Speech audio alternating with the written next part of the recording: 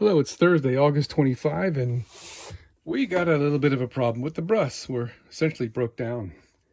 We're still at Silver Springs Campground. I think that's the name of the place. And we're not building up air pressure. I'll show you. This is the air dryer right here. I'll come back in a minute. I didn't start out videoing this thing, but I thought, you know what? It's probably worth it for somebody.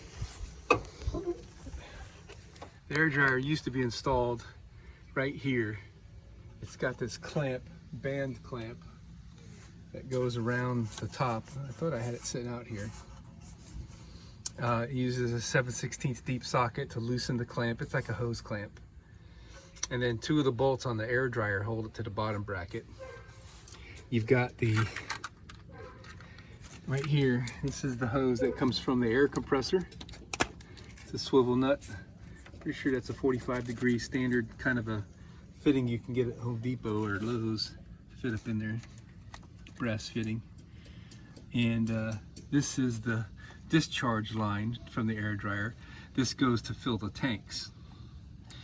This little guy comes from the air governor on the air compressor, and this is the signal that opens the valve on the air dryer.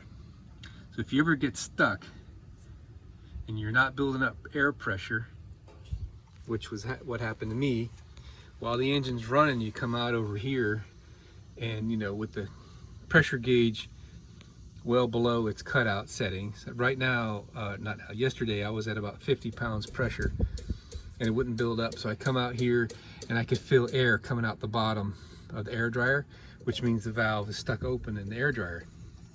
So what you can do is unscrew the fitting for a temporary, to save yourself a towing bill. The fitting that this plastic hose goes on has 1/2-inch male pipe threads, and the fitting that this screws into also has 1/2-inch male pipe threads. You can go to any hardware store and get a 1/2-inch pipe coupler, screw those two fittings in, and connect these two hoses together, and you can fill your tank, your air tanks, and get going. But caution, beware, everyone that's listening to this, when you do that, you're going to lose the effect of the air dryer expelling moisture out of the tanks, and you need to drain your air tanks at least twice a day, because the water, any water condensation that gets generated from compression is going to go right into your tanks. All right, so that being said, let me go back to the inside of the bus, and I'll show you what I'm doing here and where the problem lies. So I've been cleaning this for about an hour, and the other half of it I'll show you in a second. You can see the crusty white corrosion gook that's down in that groove right there. This is already pretty clean. I've already cleaned this and stopped cleaning it because I feel like I probably got it good enough, and now I can see I'm out here in the sun where I wasn't before, so I can see I got a little bit more scraping to do. I want to go get a wire brush and maybe some fine sandpaper, and I can clean this up a little bit better. But this is a valve. All right, so you remember I showed you that little small line? That's the signal line. And over here on the air dryer, it connects to this port. All right. This port comes in down there, down at the bottom of the hole. All right. So that applies air pressure to this, and it shifts this. This is a spool in there that is really hard to move right now. And I think I might be able to free that up by just squirting this down with WD-40 and moving it back and forth a few times. I would like to take it apart, take this screw out, and then lubricate all the O-rings and stuff that are in there, but when I turn that screw, the whole valve turns, and I don't have a spanner or something that can hold this without risking damaging the inside diameter of this part here. So you can see I got it depressed now. And now it moves up. All right, so there's a series of valves. There's a little rubber flapper here in the middle. I'm not quite sure how that works without having taken it apart yet. But there's a valve seat in there. And this port are the two ports that feed from the air compressor to the tank. I don't know which one is which. Let's see. So this is the one that comes from the air compressor. And that's the lower opening right here. Okay, so that air from the air compressor comes in here, goes through that, which is this opening right where my first finger is. Goes through the valve and comes out through that hole, and then goes into this hole and goes into the dryer. I think that's the, yeah, it goes into the dryer itself, runs through the desiccant that's in there, and then it'll come out here. And that's all great. So I'm in the process of scraping this right now, and I'll show you how that's going. So I'm just using this little screwdriver. Where'd you go? This is kind of hard to do here. And I'm just lightly scraping the crud off. Oopsie. All right, I'm not doing a good job of showing you this right now because I kind of can't look in two places at the same time. But it's cleaning up nicely. I've already cleaned up, sorry, this area, around here, that area, and I'm right here going around, working my way down through there. At the very bottom is clean. So I'm comfortable with all this. What I really ought to be doing is taking this whole thing apart and putting a new canister inside. But I just want to get going for now. If I can get this valve freed up, then we'll be rocking and rolling and we'll be in good shape here again. So for now, we're just doing the scraping of this. I actually was using a green scrubbing pad on the kitchen sponge and water and scrubbing this to clean this really good, get it nice and smooth. The O-rings are still good. Alrighty, so this is all cleaned up. First I scraped it with a little screwdriver and a pick to get the thick stuff off of it, the crusty stuff. And then I wire brushed it with this stainless steel brush I picked up at Napa Auto Parts. And then I doused it with PB Blaster. And as soon as that PB Blaster made its way down into this thing, which only took about 3 seconds, it's completely free now. So the PB Blaster is a great penetrant. I use it a lot for a lot of things for many years. And it's also a good solvent. So that's why I chose it, to get through the grime. But I want to add something to be a little bit more oily.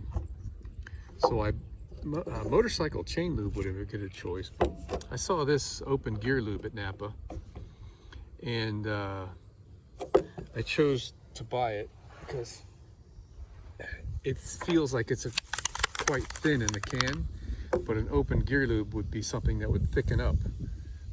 And this stuff comes out pretty black.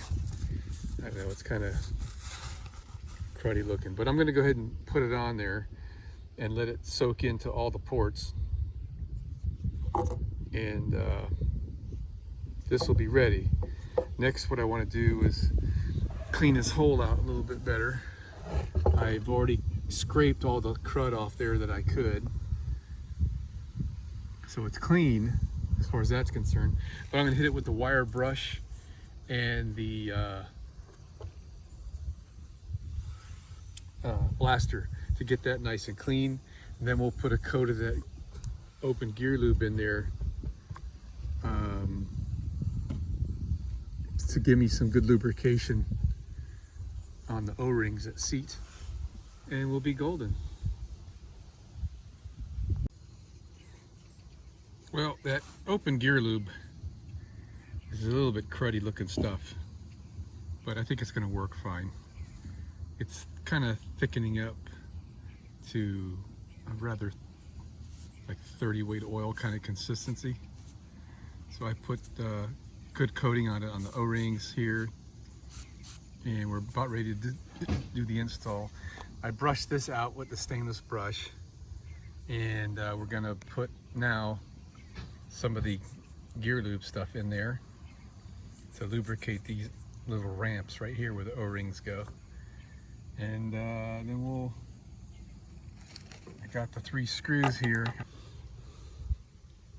Okay, I give that a good dousing, and then I sopped up the excess with a paper towel. So here's the stuff I bought. 1366 open gear lube. It's okay. Kind of nasty. It's getting in my fingernails and stuff. So let's see if we can get this thing to install and not pinch an O-ring. Okay. I'm gonna have to use 2 hands on this. Okay, piece of cake. It popped right in there, and you could like spin it around, and it feels like it's in right. So let me just line up my screw holes here. I think that's right in the middle there. Okay, now we can, yeah, okay, we're lined up. Now we'll install this thing. This I made. I just got a piece of like 16 gauge steel, and I looks like I soldered it. It looks like a solder joint right there. So to a little piece of what looks like a 1 inch pipe nipple. And it just goes on here like so.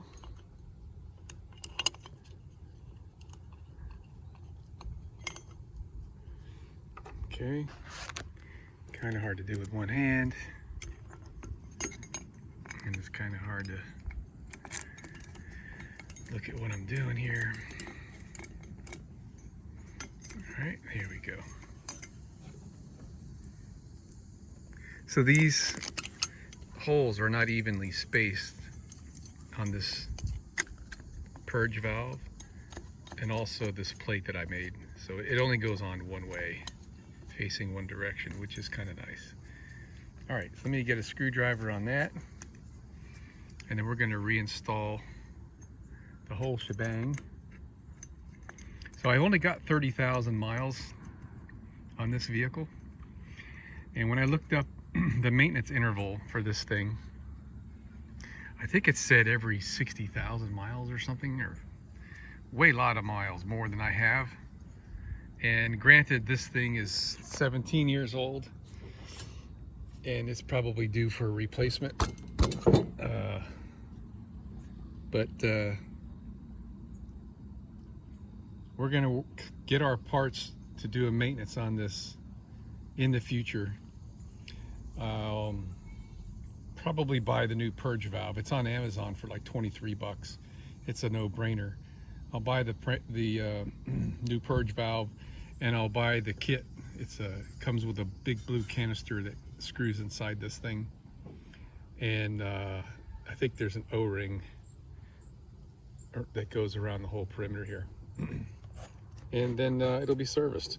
I should have done it before I hit the road, but I can talk myself out of it.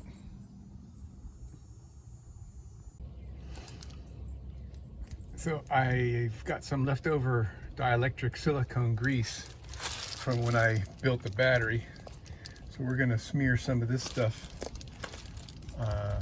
for the push-on fittings. Oops, that's a little bit too much. So we can get a little bit in there. There's an O-ring up in there that I want to make sure is lubed. And a little bit on this. And same with this little guy. And where's the other little one at?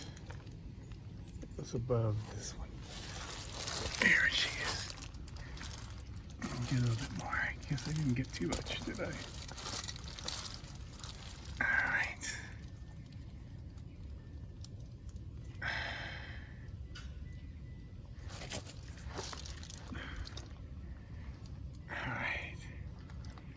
Just a little dab will do you right there, right?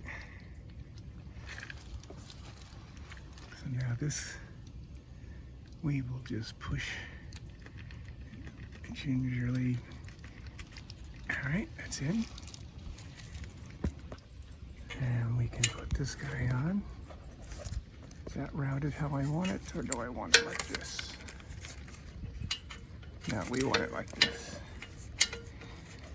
All right.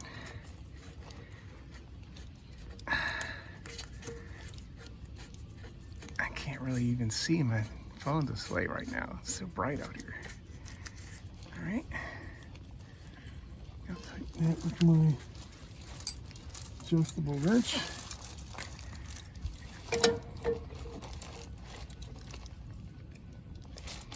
Doesn't take too much on a flare fitting like that. Now this guy here, we'll do the same thing, kind of. It's in.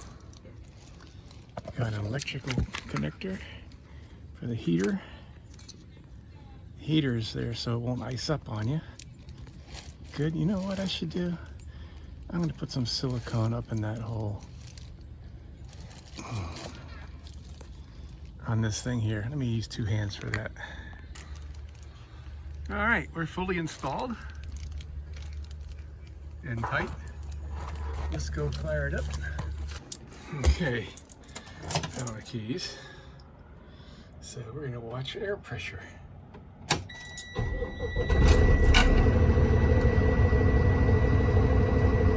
And it's building.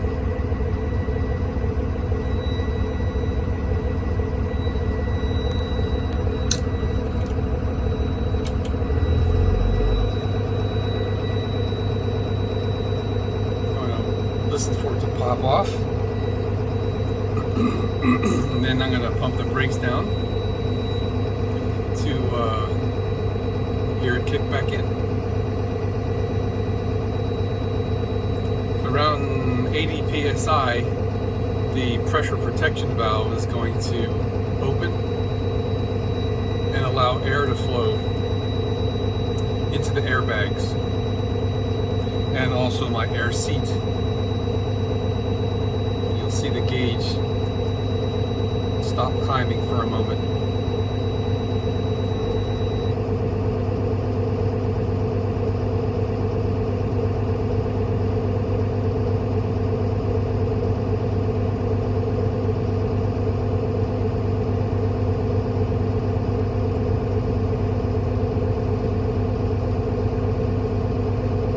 Higher than I thought. There it is, right about there. Hear it flowing.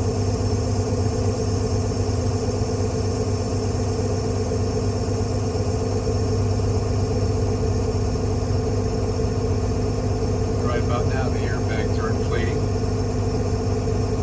I don't know why you can hear that up here.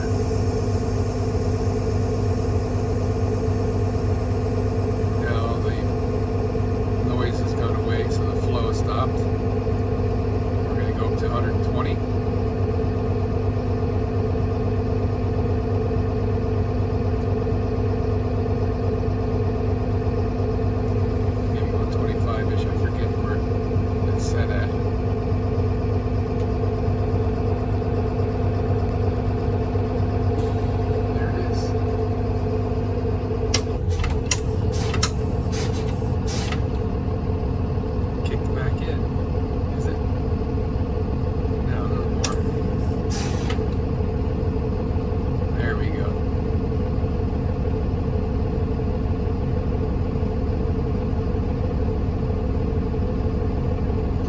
We are ready to rumble.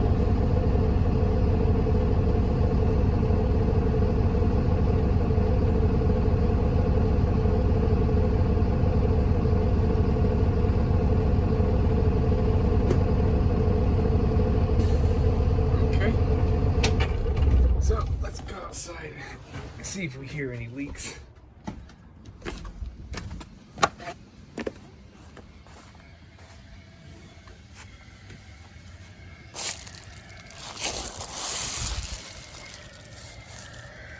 Just a little bleed off.